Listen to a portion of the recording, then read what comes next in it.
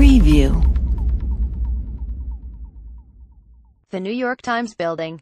Andrew Birding Images. The New York Times on Wednesday appended a correction to a story about a climate change study. Correction August 9, 2017. An article on Tuesday about a sweeping federal climate change report referred incorrectly to the availability of the report. While it was not widely publicized, the report was uploaded by the nonprofit Internet Archive in January. It was not first made public by the New York Times.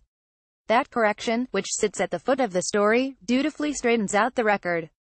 Yet given the magnitude of the screw-up, it should sit atop the story, surrounded by red flashing lights and perhaps an audio track to instruct readers. Warning: this story once peddled a faulty and damaging premise. That premise suggests that the Trump administration is stifling a damaging draft report, part of the congressionally mandated National Climate Assessment, with dire warnings about climate change. The average temperature in the United States has risen rapidly and drastically since 1980, and recent decades have been the warmest of the past 1,500 years, according to a sweeping federal climate change report awaiting approval by the Trump administration, noted the lead of the article, which was written by Lisa Friedman. As it detailed the conclusions of the draft report, the New York Times highlighted an equally scary prospect that without the intervention of the New York Times, it might not have seen the light of day. Examples: one government scientist who worked on the report, and who spoke to the Times on the condition of anonymity, said he and others are concerned it will be suppressed. A copy of it was obtained by the New York Times. The draft report by scientists from 13 federal agencies, which has not yet been made public, concludes that Americans are feeling the effects of climate change right now.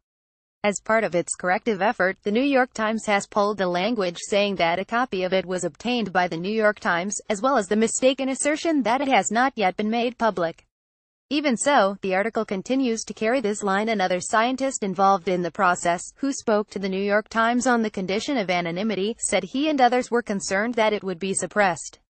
As well as this, one scientist say they fear that the Trump administration could change or suppress the report.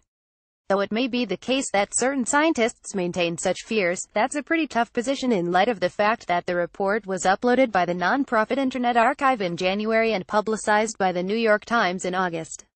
It is unclear how such a mistake came about. Maybe reporter Lisa Friedman failed to consult one Bob Kopp, or others who cited the error on Twitter. Any intimation that the Trump administration is blocking or somehow suppressing a dire climate change study is explosive stuff, in large part because it would align with actual transparency problems.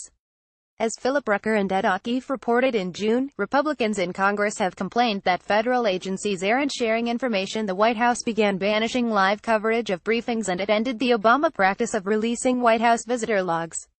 So this whole climate change report is another case in point, right? No, at least not yet. White House Press Secretary Sarah Huckabee Sanders blasted away in a statement: it's very disappointing, yet entirely predictable, to learn the New York Times would write off a draft report without first verifying its contents with the White House or any of the federal agencies directly involved with climate and environmental policy.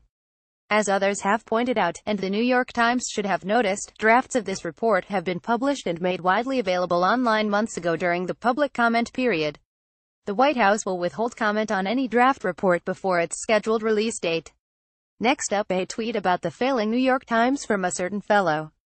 New York Times Washington Bureau Chief Elizabeth Bumler says of the draft report's status: we were just not aware that somebody involved in the report had put a draft on this nonprofit internet site, she says. It was not a well-known site to us, and the point is that the people who shared the draft with us were not aware of it either. That doesn't change the larger point that scientists were worried that the government would approve the report or release it through normal channels. When pressed on Sanders' criticism, Bumler said, "We spent a lot of time trying to sort out where it had appeared before," said Bumler. Again, we just didn't know. The reporter just didn't know, and the editors didn't know, and once it was brought to our attention, we sorted it out and ran a correction. At a June panel discussion hosted by the Washington Press Club Foundation, CNN senior congressional reporter Manu Raju spoke about the stakes involved with factual integrity these days. You just cannot screw up in this environment, because they'll use every small mistake to come after you and suggest that you have some nefarious motive in your reporting, he said.